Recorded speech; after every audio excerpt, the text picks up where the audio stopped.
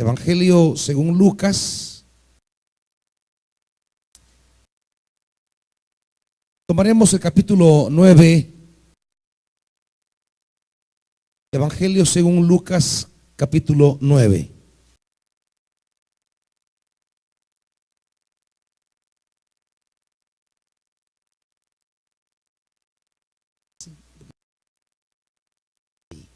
Así. Gloria a Dios. Lucas capítulo 9, amados hermanos, versículo 1 en adelante. Dice el Evangelio, Lucas 9 en adelante: habiendo reunido a los 12, Jesús les dio autoridad y poder para expulsar a todos los demonios y para sanar enfermedades. Entonces los envió a predicar el reino de Dios y a sanar a los enfermos. No lleven nada para el camino, ni bastón, ni bolsa, ni pan, ni dinero, ni 2 mudas de ropa. En cualquier casa que entren, quédense allí hasta que salgan del pueblo. Si no los reciben bien, al salir de ese pueblo, sacúdanse el polvo de los pies como un testimonio contra sus habitantes. Así que partieron y fueron por todas partes, de pueblo en pueblo, predicando el evangelio y sanando a la gente. Herodes, el tetrarca, se enteró de todo lo que estaba sucediendo. Estaba perplejo, porque algunos decían que Juan había resucitado, otros que se había aparecido a Elías, y otros, en fin, que había resucitado a alguno de los antiguos profetas. Pero Herodes dijo: a Juan mandé que le cortaran la cabeza. ¿Quién es entonces este de quien oigo tales cosas? Y procuraba verlo. Padre, pedimos en esta hora, amado Dios, que en tu bondad y en tu generosidad puedas traernos una palabra esta mañana. En el caminar de nuestra vida y en medio de la nebulosidad que a veces podemos tener, tu palabra, Dios, es la que alumbra nuestro camino. Tu palabra es la que marca nuestro sendero. Padre, no nos dejes jamás huérfanos de tu palabra. Háblanos, Señor. Háblanos, Dios. Háblanos en el nombre de Jesús. Amén. Pueden sentarse, hermanitos.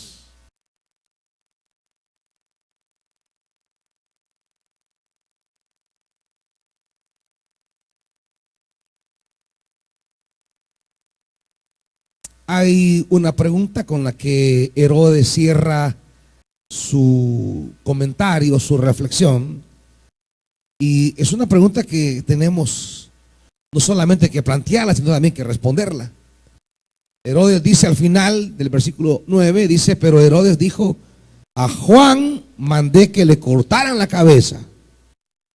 ¿Quién es entonces este de quien oigo tales cosas?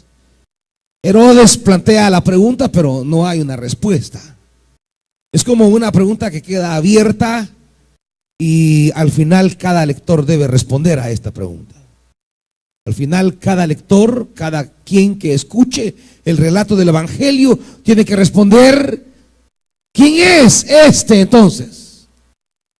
Y justamente el relato quiere trazarnos para nuestra vida personal, para nuestra vida cristiana, para el compromiso cristiano que tenemos nosotros. ¿Quién es Jesús y qué representa realmente para nuestra vida? ¿Qué lugar fundamental ocupa Él en la definición de nuestras decisiones? ¿Qué lugar ocupa Él en qué decisivo lugar tiene Él en cuanto a la perspectiva con que llevamos nuestra vida y la manera con que asumimos nuestro ministerio. Porque a veces el no tener muy claro y definido si el servicio que brindamos responde a Jesús o a cualquier otro interés, nos lleva a veces al abandono del servicio mismo, porque no se inspira en su persona. Y vamos a tener dos posibilidades delante de Jesús. Lo que significó Jesús para los discípulos y en qué se traduce en la vida de los discípulos la centralidad de Jesús. Si Jesús es realmente central y decisivo para nosotros, ¿cuál es, diríamos esta mañana, la primera pregunta, cuál es la manera en que han de vivir aquellos para quienes Jesús es realmente decisivo? ¿Cuál ha de ser la vida? ¿Cuál ha de ser la ocupación? ¿En qué hemos de estar, diríamos, atareados aquellos para quienes Jesucristo realmente signifique algo decisivo en nuestra vida? Y vamos a caminar primero en la experiencia de los discípulos. ¿Qué fue de la vida de ellos? Porque no son mis palabras ni mis doctrinas las que definen la centralidad de Jesús para mi vida. Es mi práctica, es la vida. ¿A qué me dedico? ¿En torno a qué giran mi existencia? ¿En medio de qué camino? ¿En qué me muevo? ¿En qué me ocupo? ¿En qué invierto mi tiempo? ¿En qué invierto mis energías? ¿En qué invierto mis recursos? La centralidad de Jesús para nuestra vida no es cosa de teorías, es cosa de prácticas. ¿Qué lugar esencial ocupa la misión de Jesús en nuestra vida personal? Eso es al final lo que marca realmente la centralidad de Jesús. Y por el otro lado vamos a tener a Herodes, la experiencia de alguien que tuvo todo para poder hacer de Jesús significativo a su vida. Y vamos a ver, amados hermanos, que cuando no tomamos en serio a Jesús, ni Él representa algo decisivo para nuestra vida, no obstante hayamos tenido un acercamiento a Él, vamos a ver que Jesús, por otro lado, sí desprecia, o más que desprecia, Jesús priva de su gracia a quienes desperdiciaron la oportunidad, a quienes se privaron del mensaje de Dios, serán privados a su vez de el gesto generoso de Jesús de extenderles una palabra. Por eso, amados hermanos, cuando el Señor nos dé una palabra, valorémosla. Cuando Dios nos dé una palabra, no la ignoremos. Cuando Dios le dice a usted qué es lo que Él quiere, no lo ignore. Cuando Dios pone delante de usted un mensaje, tómelo en serio. Cuando Dios le dice qué es lo que quiere, no desprecie ese mensaje. Porque más adelante usted va a desear una palabra y no la va a tener. Más adelante usted va a añorar una palabra y esa palabra no le va a llegar. En esa perspectiva vamos a movernos primero del versículo 1 al versículo 6, que es, digamos, la vida del discípulo que atesora la palabra en su vida y la convierte en parte de su caminar diario. Y luego vamos a hablar de Herodes, aquel que tuvo delante de sí la palabra, la desprecia, y vamos a ver el seguimiento que Lucas le da a Herodes en el Evangelio. ¿Estamos por donde vamos, hermanitos? Bien, del versículo 1 al versículo 6, lo que podríamos decir en síntesis, del 1 al 6, es que para aquellas personas para quienes la persona de Jesús es central y decisiva en su existencia, estos se han de ocupar por darle continuidad a la práctica de Jesús. Diríamos que nuestra manera de participar de Jesús, nuestra manera de definir estoy en comunión con Jesús, la manera de cómo yo puedo definir mi identidad, mi relación, mi comunión con Jesús es participar de su práctica. Esto no es, hermanitos, de que yo soy de Cristo y estoy enamorado del Señor y que, oh, enamórame, Señor, oh, arrúllame con tus brazos, oh, envuélveme con tu manto, oh, lléname de tus besos, como que una relación maternal con Jesucristo. En el Evangelio, la importancia, la centralidad, lo fundamental de Jesús para mi vida, si en verdad yo pertenezco a Él, si en verdad soy su discípulo, si de verdad soy un auténtico cristiano, esto se evidencia en la manera como yo participo de su misión. Es decir, la práctica de Jesús llega a ser mi práctica. Si no hay práctica de Jesús en mi vida, en mi caminar, entonces todo lo demás que venga, hermanitos, eso será pura religiosidad, será pura, diríamos,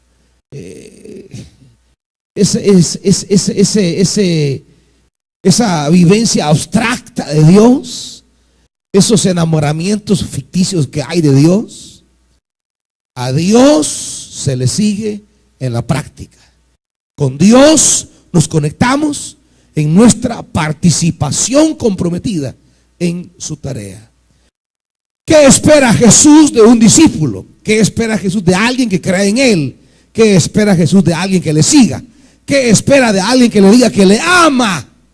Por eso, cuando se acerca a Pedro, le dice: Simón Pedro, ¿me amas? ¿Se acuerdan?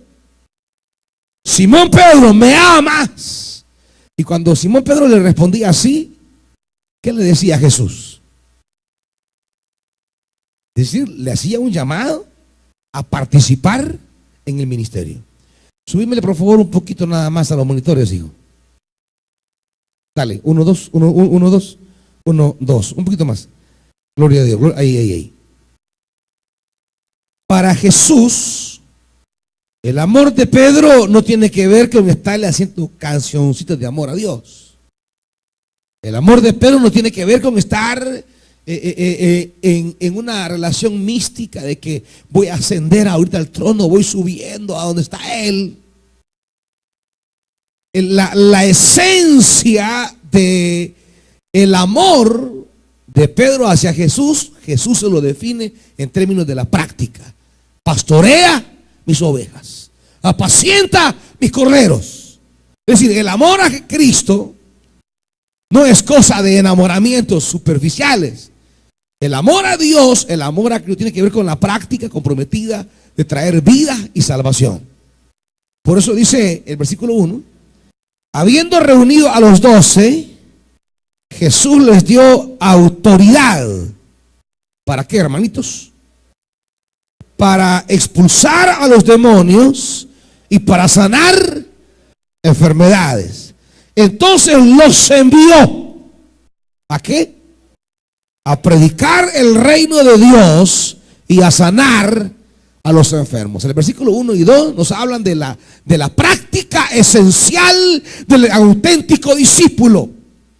Aquel que ose llamarse cristiano, aquel que tenga la osadía de llamarse evangélico, aquel que tenga el atrevimiento de llamarse seguidor de Jesús, es alguien que ha de vivir comprometido con la práctica de Jesús.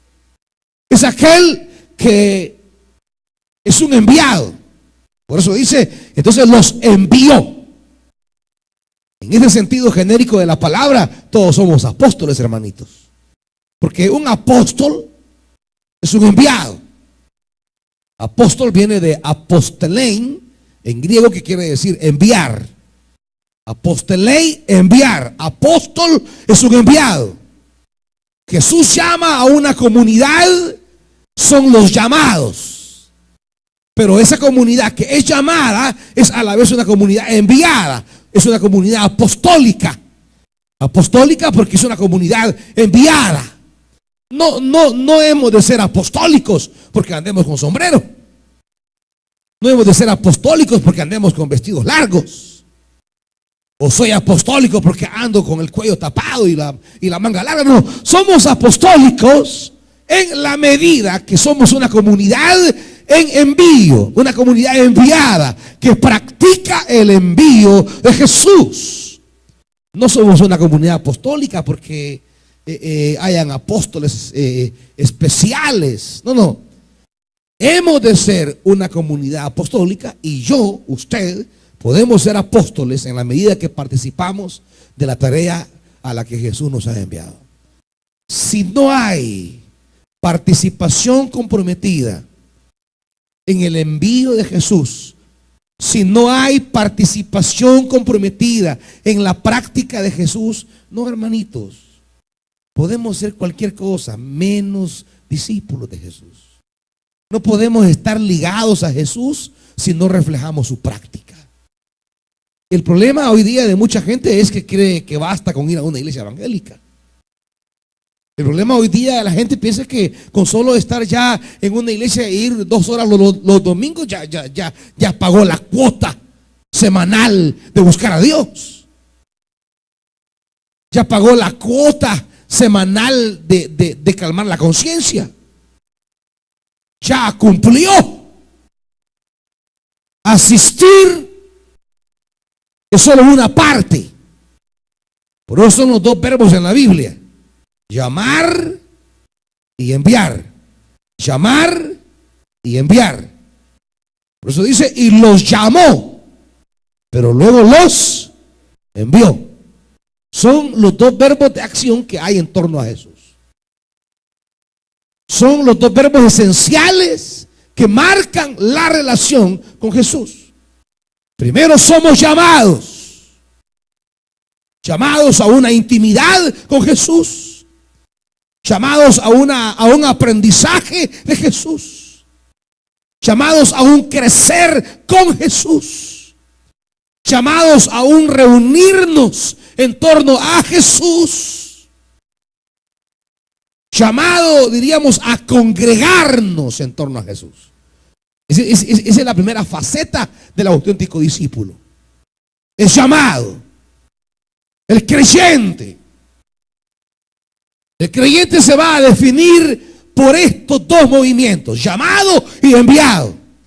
Si esos 2 movimientos no son parte sustancial de nuestra vida, usted puede aprenderse de memoria la doctrina bautista si quiere, o que tiene los 14 principios pentecostales, o que tiene los 7 principios calvinistas, o que tiene no sé qué cosas. Puede haber cumplido los ritos y saberse las doctrinas y los principios, pero eso es nada si no se dan en nuestra vida estos 2 movimientos: el ser llamados. ¿Está bien, hermanito? Todos tenemos que estar congregados, pero en la conciencia que hemos sido llamados por Cristo Jesús. No estamos congregados porque me gusta la iglesia. No debemos estar congregados porque, me cae bien el pastor.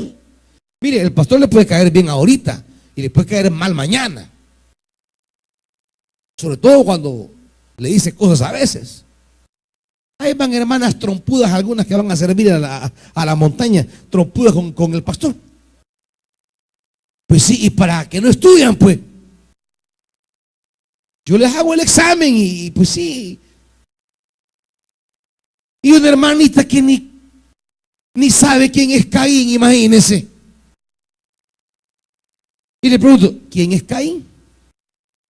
No, le dije yo, la que no responda a esto, agarre un lazo y ahorque, le dije. Entonces le pregunté, hermanita, ¿quién es Caín? Y va de guía. Va de guía. ¿Quién es Caín, hermanita? Agarre un lazo, hermanita, y cuélguese, le dije yo. Entregue su alma ya a Cristo mejor.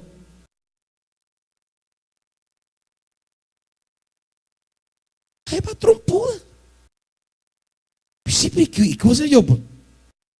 Les digo, estudien, estudien, estudien, estudien, estudien. No estudien. Creen que solo es de ir a la iglesia. No, hermanitos, es de crecer. Es de crecer. Es de estudiar. Es de echar raíces. No solo es venir a aplastarse a la silla, hermanitos. Es de crecer. Por eso un día le puede caer bien el pastor, otro día le puede caer mal. Pero la esencia de mi práctica ministerial no tiene nada que ver con el pastor, tiene que ver con mi llamado de Jesús. La esencia, mi práctica, la motivación para participar en la misión de Jesús es saber que Él es el que me ha llamado. Él dijo mi nombre, ven y sígueme. Cuando yo estoy convencido que he sido llamado por Dios a una tarea ministerial específica, un día podrá gustarme la iglesia, otro día ya no me va a gustar. Un día me va a caer bien el pastor, otro día ya no me va a caer bien. Un día me va a gustar el líder que tengo en el ministerio, otro día ya no me va a caer bien. Pero como esto del servicio a Dios, esto de participar en el llamado de Jesús, no nace en el agrado que pueda tener el entorno eclesial, nace en la conciencia que yo sé que un día andaba errante. Él dijo mi nombre, me llamó y me dijo ven y sígueme. Por eso estamos aquí, hermanitos. Eso es lo que nos mueve al servicio, a la predicación, al trabajo, la conciencia que hemos sido llamados. Ese es el primer movimiento. Él me llama y me llama a tener comunión con Él. Es una relación. Me llama a aprender de Él. Porque antes de hacer la misión hay que conocer a Jesús, hay que aprender de Jesús. El discípulo se sienta a sus pies y aprende. Escucha, asimila, mastica, interioriza la palabra, crece por la palabra. Se congrega en torno a Jesús. Pero no nos podemos quedar solamente en ese movimiento de venir. Ven. Ese es nada más un movimiento. Y ese es el que le gusta a la mayor parte de la gente. Oír su nombre, acercarse a Jesús, sentarse a aprender, ver su gloria, contemplar su majestad, sentarse en torno a Él, oír su palabra, ver su rostro, sentir su voz, sentir sus manos, sentirse cerca de Él, el calor de estar en torno a Él. Es maravilloso, es glorioso, pero no es todo. Porque luego que estamos junto a Él, ahora Él dice, bueno, vaya, ahora vayan. Ya son discípulos, ahora van a ser apóstoles. Son discípulos, ahora serán apóstoles. Son como las dos realidades. No podemos ser apóstoles sin haber sido discípulos. Y no podemos ser discípulos sin llegar a ser apóstoles. Es el círculo completo de nuestra identidad con Jesús. Estar unidos a Jesús, ser personas que creemos en Jesús, ser cristianos, diríamos, es ser personas cuya vida gira en esa dos dinámicas. Soy discípulo, soy apóstol. Soy discípulo, soy apóstol. Soy discípulo, soy apóstol. ¿Estamos, hermanitos? ¿Usted qué es? Imagínese los que ni son ni discípulos ni apóstoles.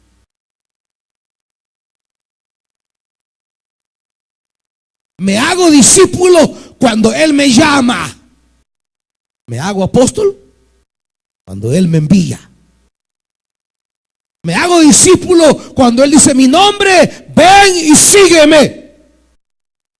Y yo le sigo, le conozco, me congrego en torno a su nombre, oigo su palabra, crezco en su conocimiento, desarrollo mi conocimiento de Dios a través de Jesús. Soy discípulo, aprendo, crezco, echo raíces. Pero no es a eso que el Señor nos ha llamado, a ser eruditos de Dios. Él no vino a fundar una academia, ni una universidad, ni un seminario, ni un bíblico. Esa no es la finalidad última. Eso nada más es la preparación.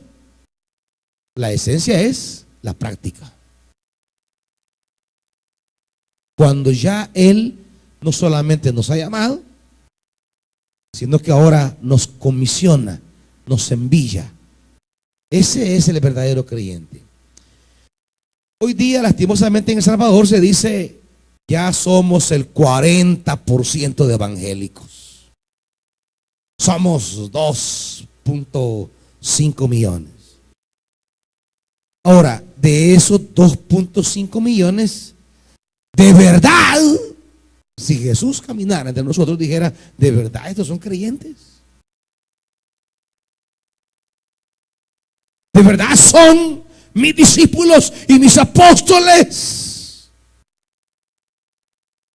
¿O solo son asistentes a una sinagoga? ¿O son los nuevos religiosos del templo? ¿O son la nueva masa religiosa? Más adelante, siempre en el capítulo 9,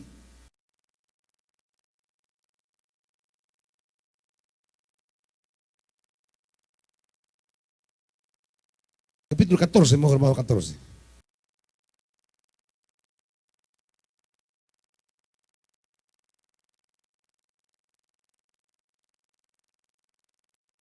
Catorce 25.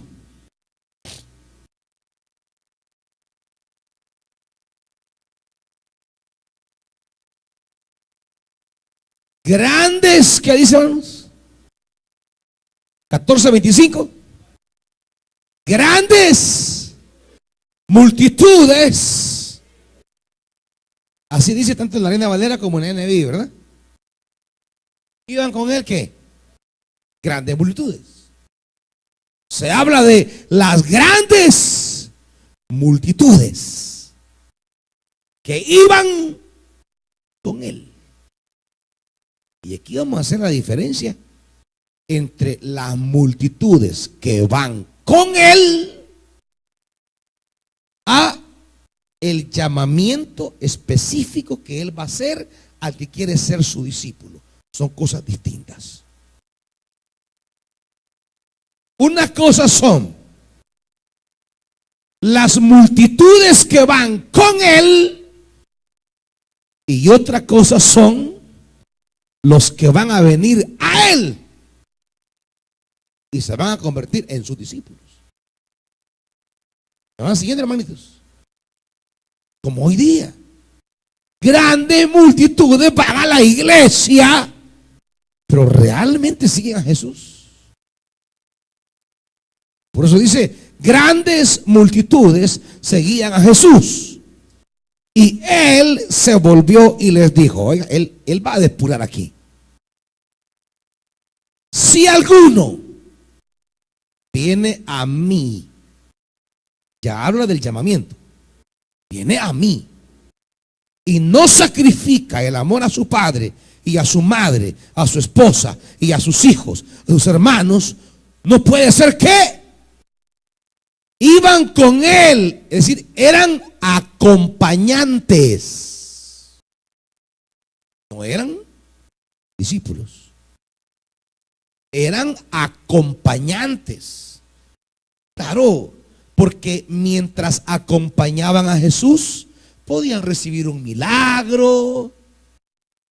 ¿Me entienden? De repente podían comer pescado, asadito bien rico. De repente podían las piedras convertirse en pan. De repente podían multiplicarse los recursos. Es decir, el acompañante camina con Jesús porque solo de acompañar a Jesús hay beneficios. Y por eso andan ahí. Claro, el acompañante es un beneficiario, pero el acompañante no participará de su reino. El acompañante se beneficia. Y por eso muchos siguen a Jesús. Porque el solo hecho de estar con Jesús ya algo trae.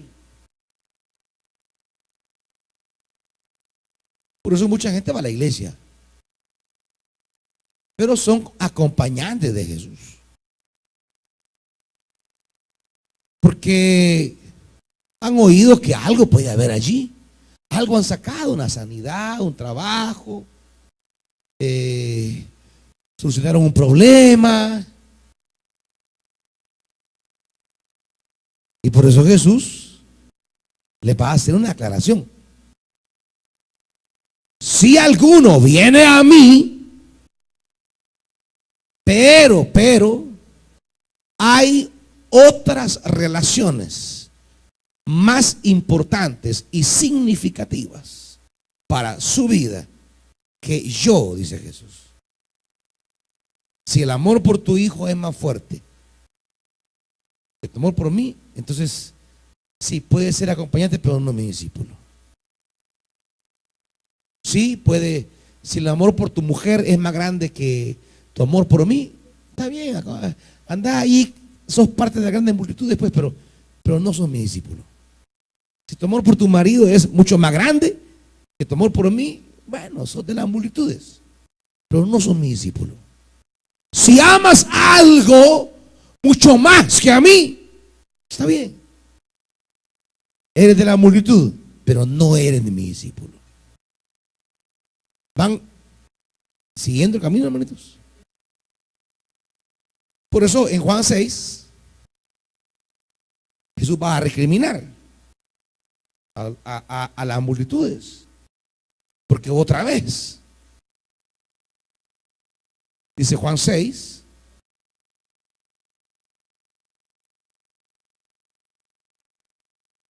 Juan 6, 24.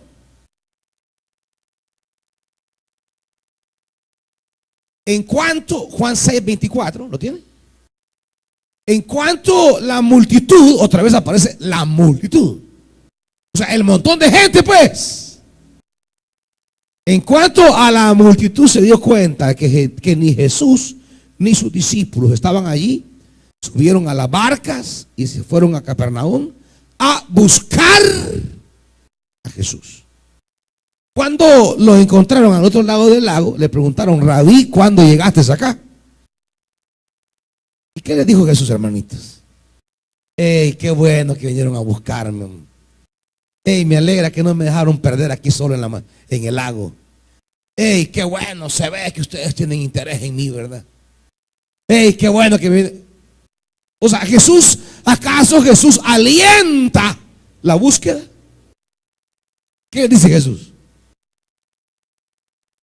Miren, les dijo, para traducirlo en buen salvadoreño, miren, la mera verdad, la mera neta, que ustedes me buscan no porque entienden el mensaje y quieren algo con la palabra y quieren compromisos.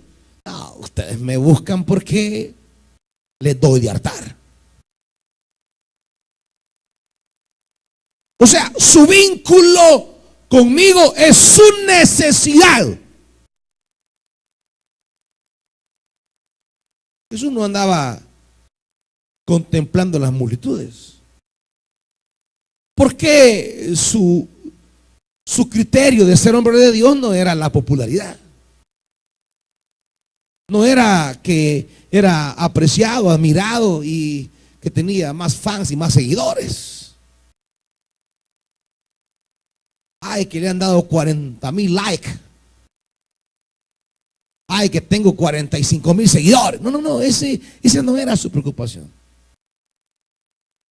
No era la popularidad, era la fidelidad al encargo del Padre.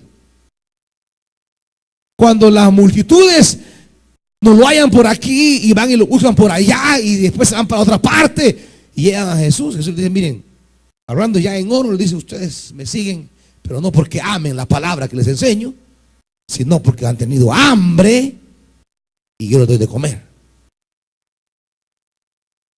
Y comienza Jesús a toparlos al cerco. Al final, cuando los topa al cerco, dice el versículo 60, al escucharlo, muchos de sus discípulos exclamaron: esta enseñanza es muy difícil, ¿quién puede aceptarla? Versículo 66. Desde entonces, ¿qué, hermanitos? Muchos de sus discípulos le volvieron la espalda y ya no andaban con él. Así que no crean que Jesús estaba preocupado porque no tenía una política de cómo amarrar a los nuevos miembros. No crean que él estaba abatido de decir: se me fueron 200 nombres. Estoy mal, necesitamos una estrategia de mercado, una estrategia de contención. No, para nada. Si quieres ser mi discípulo, ama la palabra, quiere crecer y se va a convertir en apóstol, bienvenido, gloria a Dios. Pero si viene conmigo y no quiere nada con la palabra, no quiere nada de compromisos, no quiere nada de trabajo, no quiere nada de sacrificio y da la espada y se va, que le vaya bien.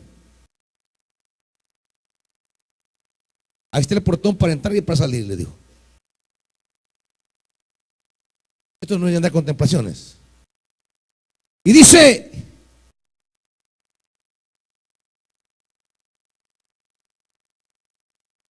así que Jesús le preguntó a quiénes.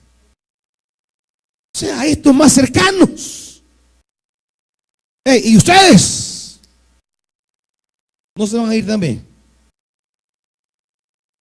¡Váyanse! ¿Usted no cree que le andaba contemplando gente, hermanitos? Chinchineando gente como andan, como quieren hoy los hermanitos, ¿va?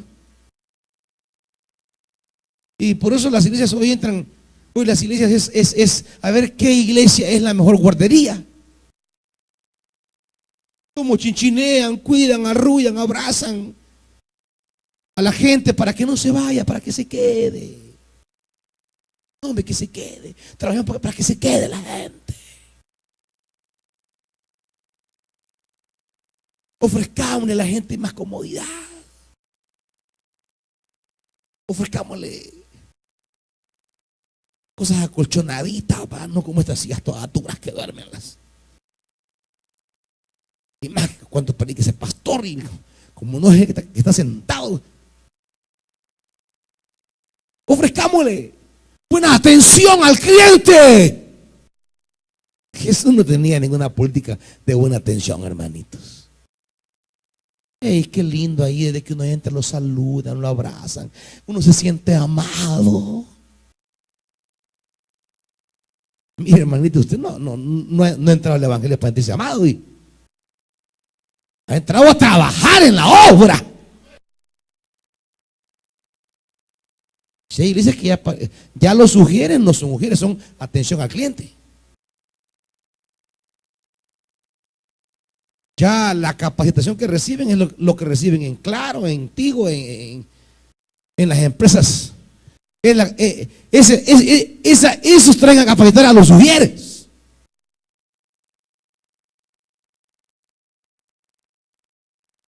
Jesús no andaba, cuando él miraba a las multitudes, aflicción le daba. No decía: Ya somos tantos en este país. No, no, no. Ya hemos llegado a ser la iglesia más grande de este municipio. No, no, no, no. A él la aflicción le daban las multitudes. Porque las multitudes podrían ser parte de su movimiento por razones equivocadas. Y es lo que él se encarga una y otra y otra y otra vez.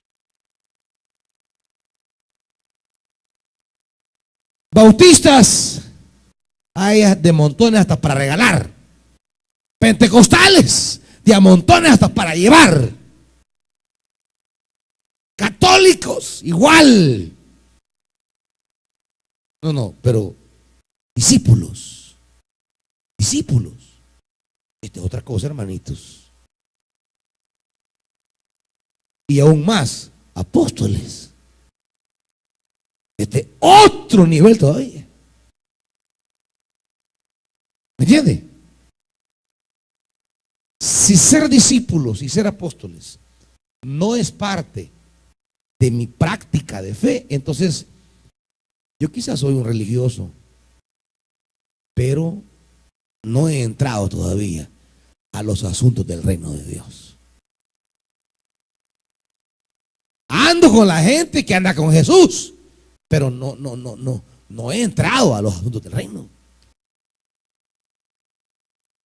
Volvemos a Lucas 9.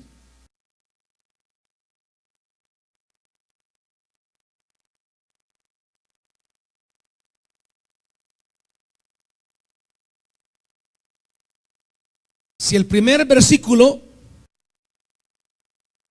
habla del primer movimiento en Lucas 9, habiendo reunido, ¿cómo dice la Reina Valera ahí? Habiendo reunido el primer movimiento, vaya, vengan. Están conmigo, han aprendido conmigo, me conocen, los reúno en mi nombre, en torno a mi nombre, a mi persona. Vengan. Primer movimiento. Pero el versículo 2 habla del segundo movimiento. ¿Cuál es? Entonces los envió. Primero nos reúne y luego nos envía. ¿Cuándo? ¿Cuándo? Nos reúne y nos envía. Reunirnos y enviados. Reunirnos y enviados. Es un círculo constante. Nos reunimos y somos enviados.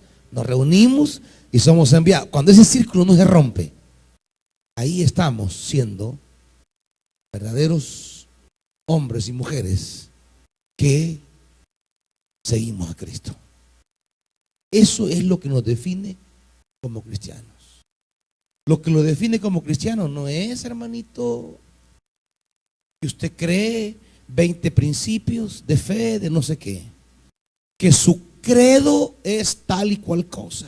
Que su doctrina, no, mire, sí, memorizarse doctrina y pelear por doctrina. Y eso no cuesta, hombre. No, no, no. Lo que cuesta es esto. Expulsar demonios, sanar enfermos y predicar el reino. Eso es lo que cuesta. Si estar discutiendo por ahí, que mire, será pecado y nos va a meter a la fiesta, a la Chicago en la fiesta de agosto.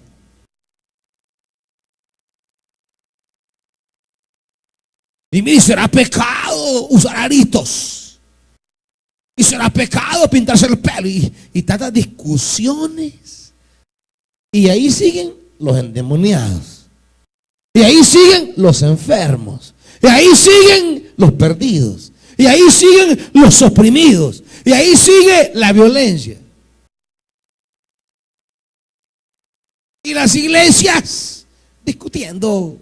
No, que mi doctrina es la mejor que la tuya. No, es que nosotros creemos. Es que nosotros. Y eso están peleando. Y la realidad humana igual. Y las personas por quienes Dios envió a su Hijo igual. Dios no envió a su Hijo a escribir doctrinas para que nos peleáramos. No envió a su Hijo a escribir un manual de doctrinas. Envió a su Hijo para deshacer las obras del diablo. Envió a su Hijo para liberar a los oprimidos. Envió a su Hijo para sanar a los enfermos. Envió a su Hijo a buscar a los perdidos. Envió a su Hijo a acercarse a los pecadores. Envió a su Hijo a traer salvación y liberación.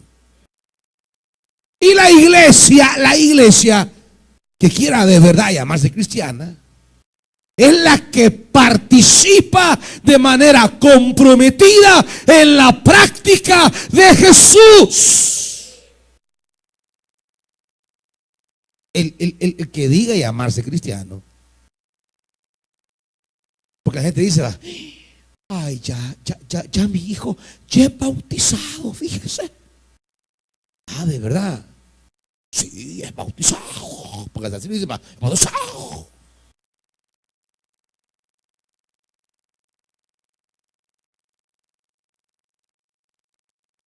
Predica. Sirve.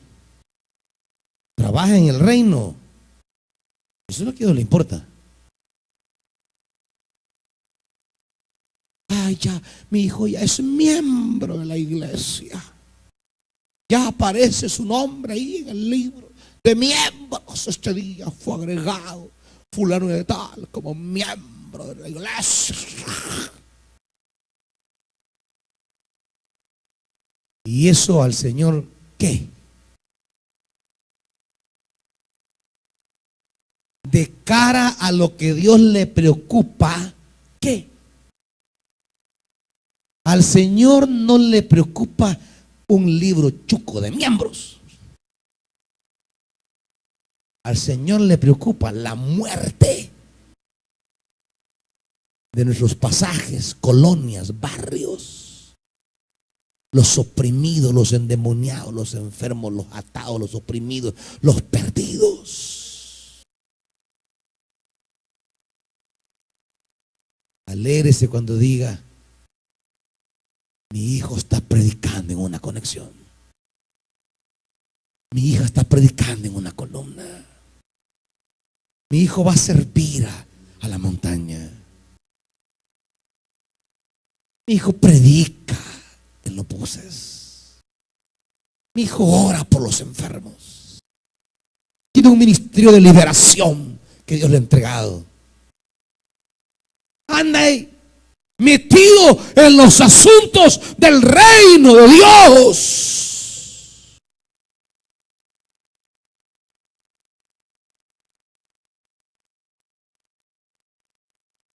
Esas cosas le interesan a Dios. Esas cosas le importan a Dios. Por eso le dio poder y autoridad. Mi esposo diga: tiene autoridad. Mi esposa tiene poder. Esas cosas alegrémonos.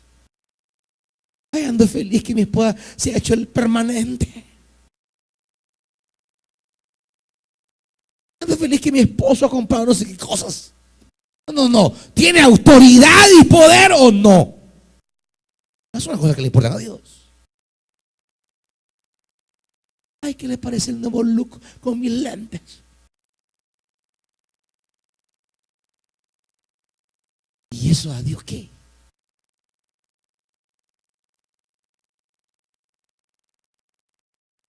Estoy feliz porque ya me dieron la visa. ¿Y eso a Dios qué? A Dios le importa nuestras cosas en la medida están al servicio del llamamiento. Si va a tener visa y vaya a Estados Unidos a ver qué hermanos vienen a ofrendar por los renuevos, Dios va a decir: excelente. Si va allá a hacer una misión, una tarea de predicar, Si hay una familia ya que Dios la usa para ministrar, excelente, gloria a Dios. Le importa a Dios eso, pero ¿no vieron mis fotos allá en el Golden Gate?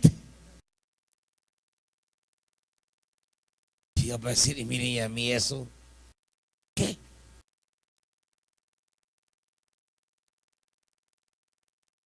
Una selfie aquí en Orlando, miren. Y a Dios, ¿eso qué?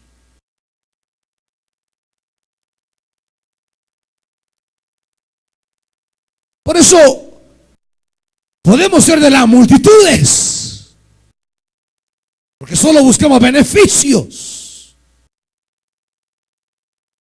Pero ¿cuándo seremos discípulos y apóstoles? ¿Qué es lo que Él quiere de nosotros? Vayan, yo les doy autoridad, les doy poder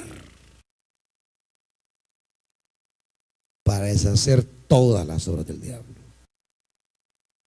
Y dice el versículo 6 que así que partieron y fueron por todas partes, de pueblo en pueblo, predicando el evangelio y sanando a la gente.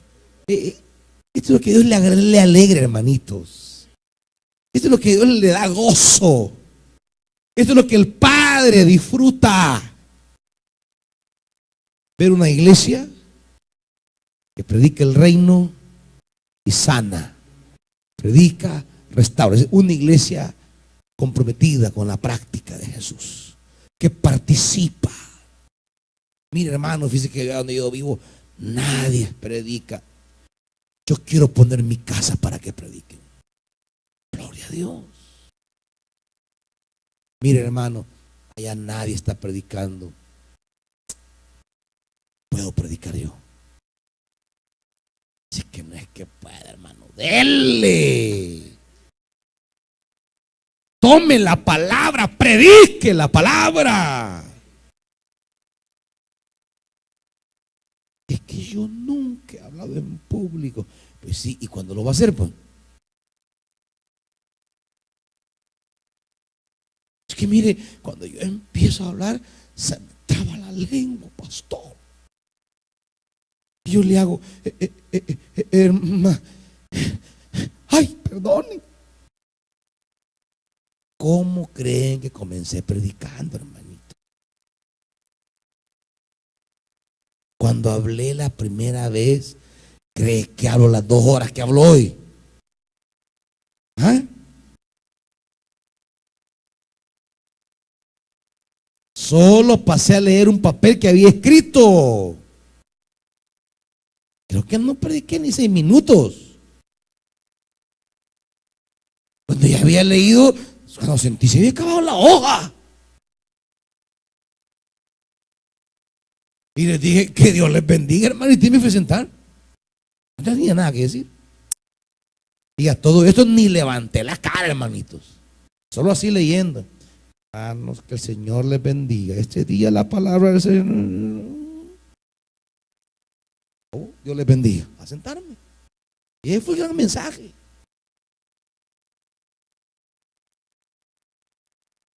¿Y cómo vamos a empezar, pues? ¿Ah? ¿Cómo vamos a empezar? Hay que tirarse. Hay que predicar, hay que hablar, hay que meterse. De una y de otra manera. Pero estar activos para que se predique la palabra del Señor y se anuncie el mensaje de salvación. Que en medio de tanta obra del diablo hayan discípulos que broten como luces en la oscuridad. Que haya un rayo de luz en esas densas tinieblas. Discípulos y apóstoles. Eso nos hace cristianos, hermanitos. Quiero terminar con el último bloque del 7 al 9, que ya no habla de los discípulos, sino que de Herodes.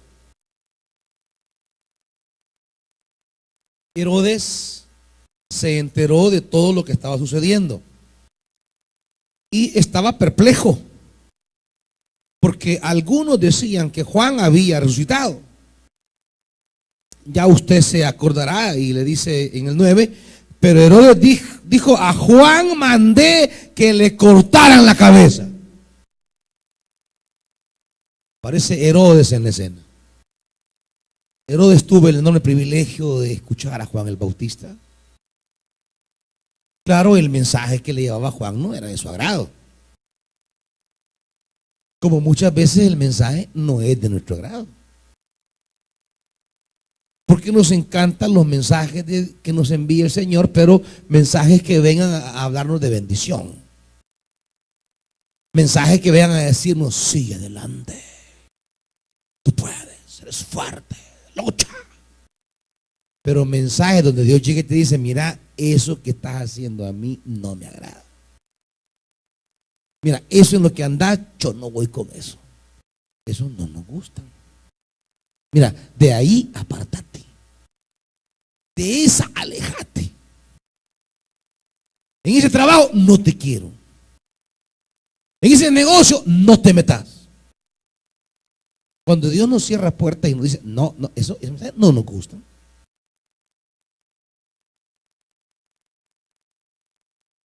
Y Dios le envió un mensaje a través de Juan el Bautista. ¿Y cuál fue la respuesta? Mandarle a cortar la cabeza a Juan.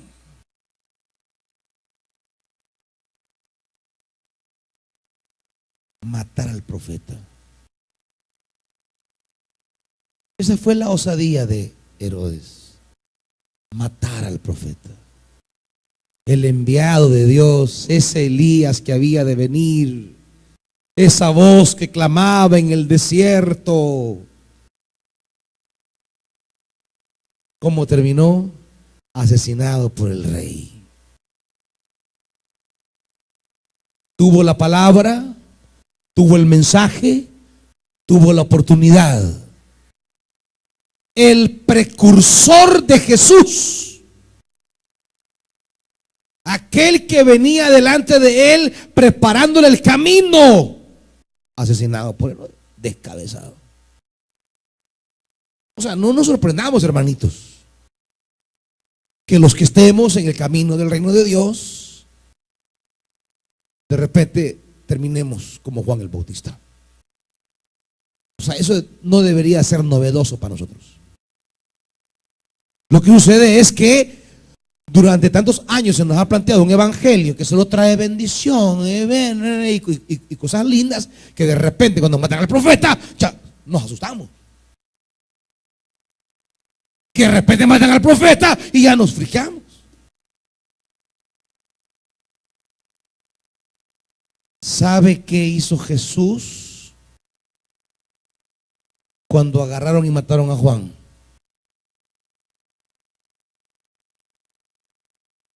¿Sabe qué hizo? ¿No ha leído el evangelio? Después que encarcelaron a Juan, ¿qué dice el evangelio? Jesús comenzó a predicar. O sea, no dijo, si a este que vino antes, si a este que la gente respetaba, si a este que el pueblo temía, si a este lo mataron, no, yo me voy a encerrar mejor. No, después de la muerte de Juan, Jesús se levantó, fue a Galilea y comenzó a anunciar el evangelio del reino de Dios. La muerte de Juan el Bautista no fue para Jesús una experiencia de temor ni de encierro, sino de decir, bueno, ahora me toca a mí. Es que ellos son discípulos, ellos son apóstoles. Yo me aparto para que no me toque. No. Ahora me toca a mí. Por eso la iglesia de hoy es bien cobarde.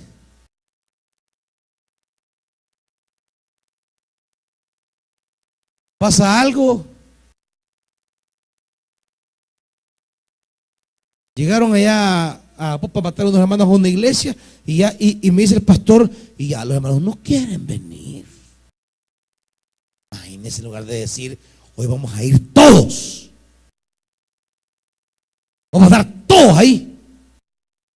quieren venir ya.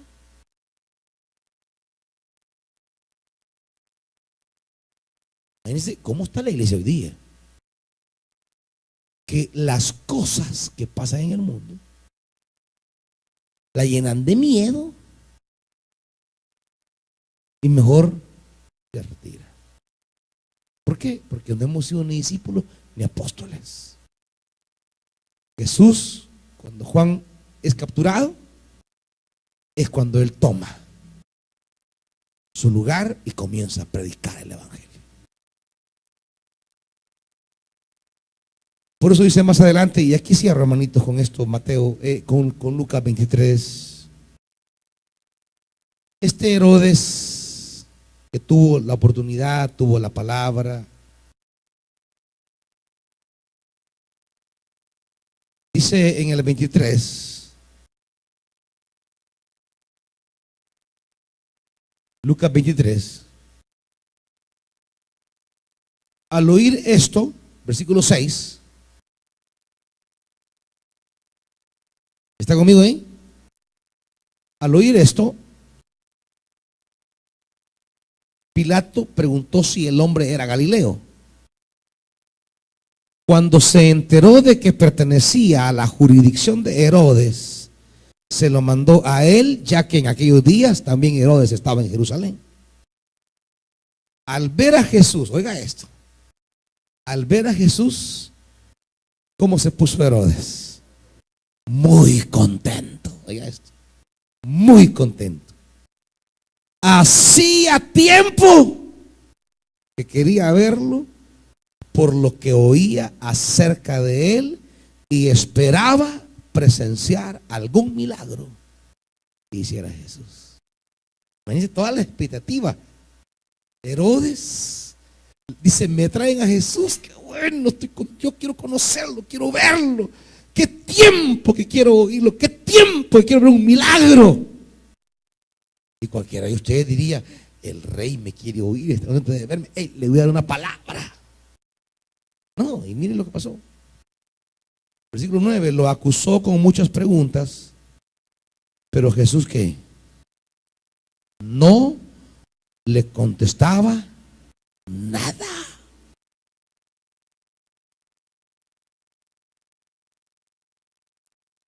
No le contestaban nada.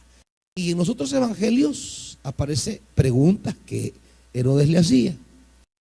Jesús no le contestaba nada. ¿Sabe? En este relato de los evangelios es el único momento en el que alguien quiere una palabra de Jesús y él no se la da. Que alguien le pide que haga un milagro y él no lo hace. Es el momento en el que Jesús se cierra, le priva de su gracia a Herodes. ¿Sabe? Es bien duro cuando Dios priva de su gracia al que mató al profeta. Le priva de la palabra. Herodes quería una palabra, no recibió ni una letra siquiera. Quería ver un milagro, ni siquiera una mirada tuvo de Jesús. Es gente que tuvo la oportunidad, que oyó, que vio, que escuchó. Y cuando vio la manifestación de la gloria de Dios, lo que hizo fue agarrar una espada y matar al profeta, descabezar a Juan el Bautista. Y luego parece que quiere una palabra.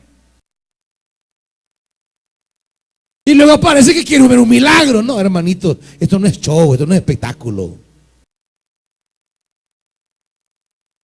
Si nosotros no queremos participar y hemos recibido la palabra y no queremos ser discípulos ni apóstoles, solo queremos ser multitud de ver, llegará un momento que Dios no, si no quieres ser mi discípulo, no. O sea, hay un momento donde las multitudes van a ver y recibir. Un momento en que Dios le dice, no, hasta aquí. Si querés ver más, tenés que ser discípulo y apóstol. A ellos se les da autoridad y poder, no a la multitud.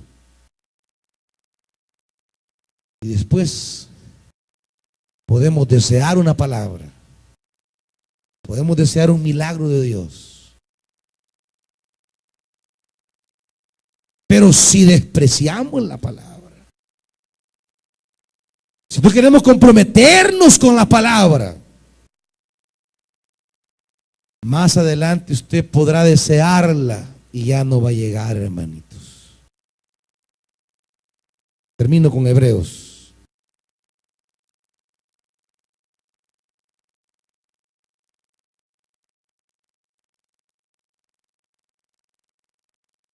Carta a los Hebreos, capítulo 12.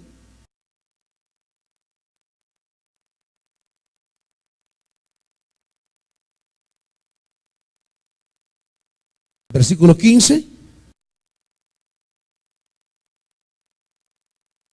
Asegúrense de que nadie deje de alcanzar la gracia de Dios, de que ninguna raíz amarga brote y cause dificultades y corrompa a muchos, y de que nadie sea inmoral ni profano como Esaú, quien por un solo plato de comida vendió sus derechos de hijo mayor.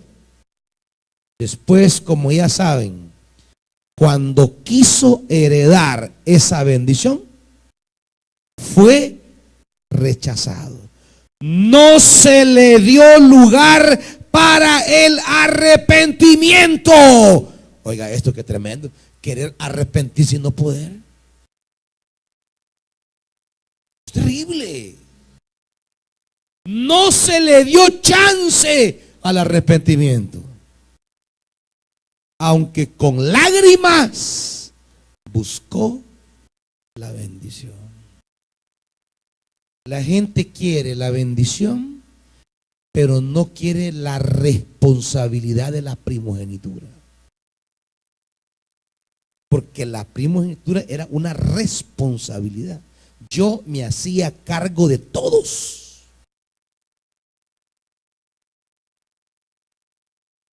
Por eso recibía la doble bendición. Por eso recibía el doble de los demás. Porque recibía el doble, porque iba a gastar en responder por todos. Señor, dame la doble unción, dame la doble unción. Ajá, ¿y para qué la quiere? Pasar de adorno sentado. Dame la triple unción. Dame la cuádruple unción. ¿Y para qué? ¿Para qué?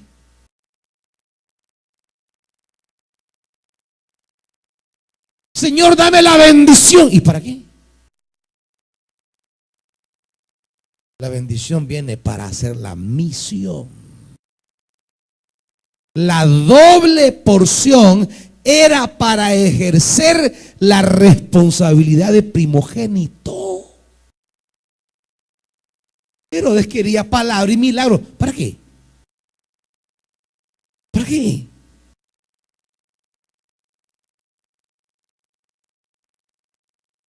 ¿Quieren milagros? ¿Y para qué, hermanitos?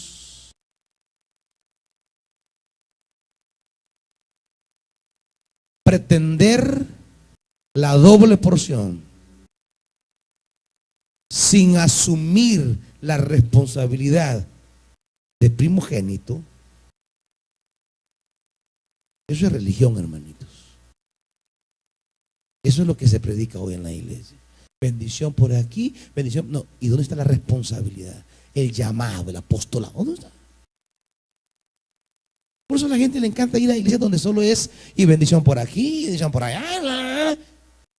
Y cuando ya es de responsabilidad, es mejor ni predique el pastor de apostolado, de trabajo, de sacrificio, de dar la vida, de morir en la obra, porque uy, se me va a ir la gente.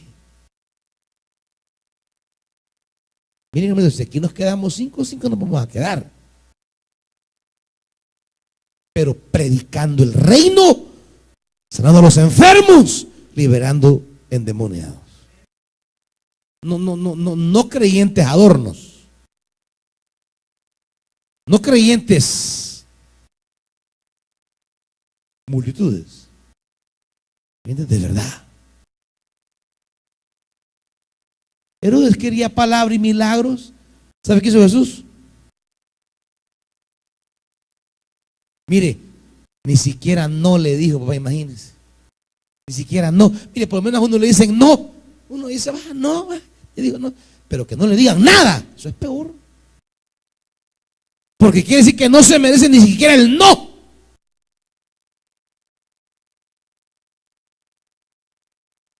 Si queremos palabra de Dios y milagros, es para ser apóstoles, hermanito. ¿Usted quiere un milagro?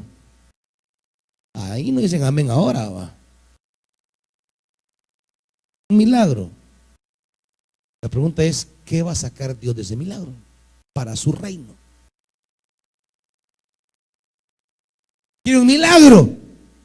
¿Y cómo lo va a poner al servicio del reino?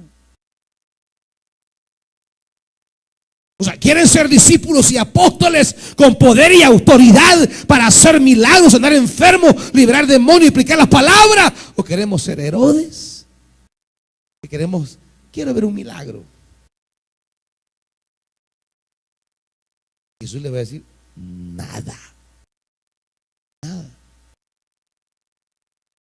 Porque Él no es santero, hermano. Él no es brujo. Él no es hechicero. Él es un Dios que quiere impulsar un reino y busca hombres y mujeres que no solo quieran ser parte del reino, sino mensajeros de ese reino. Pónganse de pie, hermanitos. ¿Usted quiere ser apóstol o quiere ser Herodes?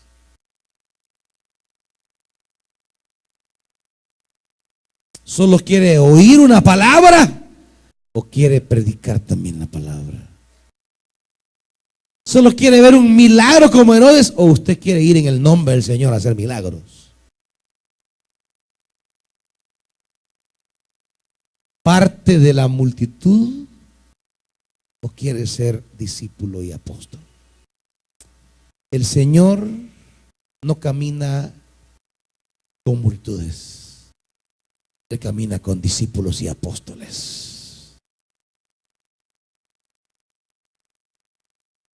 Cuando Él miraba a las multitudes, no, Él se daba vuelta y comenzaba a decirle, ¿y ustedes qué? ¿Van a agarrar esto en serio o no? ¿Y ustedes qué? ¿Solo van a andar planteando de religiosos o van a tomar en serio las cosas?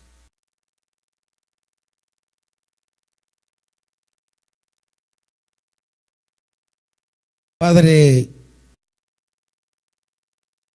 ser iglesia de verdad no es fácil. Ser iglesia comercial es fácil. Ser pueblo de Dios, cuerpo de Cristo, comunidad del Espíritu, no es fácil. Ser una corporación de servicios religiosos, eso es fácil.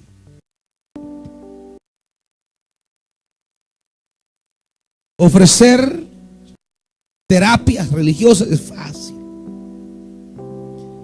Servir, predicar el evangelio y dar la vida no es fácil. Pero sabemos que tu gloria camina con hombres y mujeres que no quieren ser multitudes, que quieren ser discípulos y apóstoles.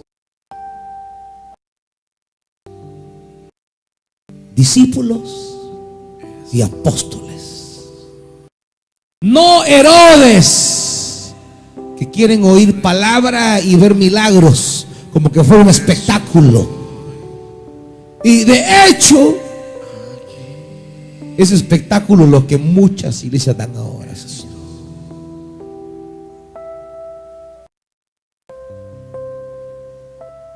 Padre, no queremos ser de esas.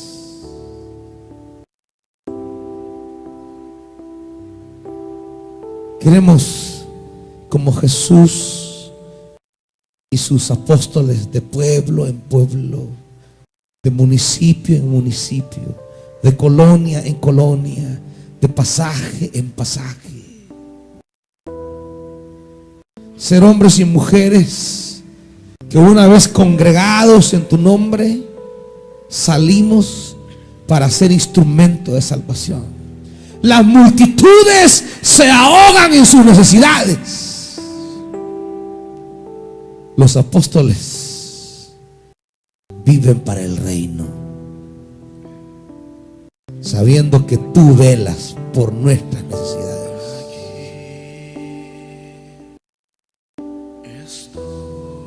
Las multitudes dejan el reino por sus necesidades.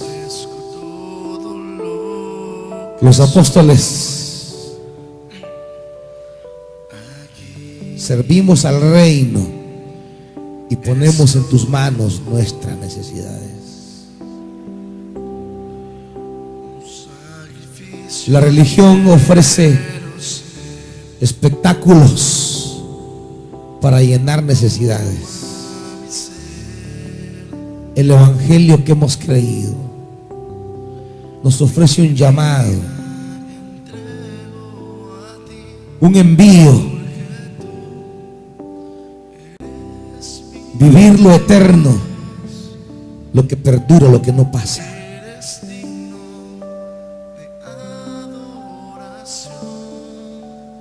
Si esta mañana alguien ha venido a la casa de Dios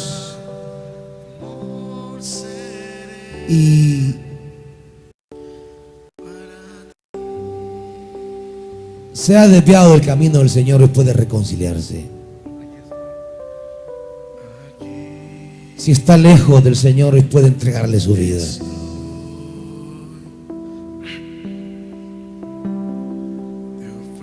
Si alguien ha venido ahora a reconciliarse con Dios, venga y hágalo inmediatamente. Dios te bendiga, hijo. Adelante. Dios te llama a ser su discípulo, porque quiere convertirte en apóstol y te quiere dar poder y autoridad.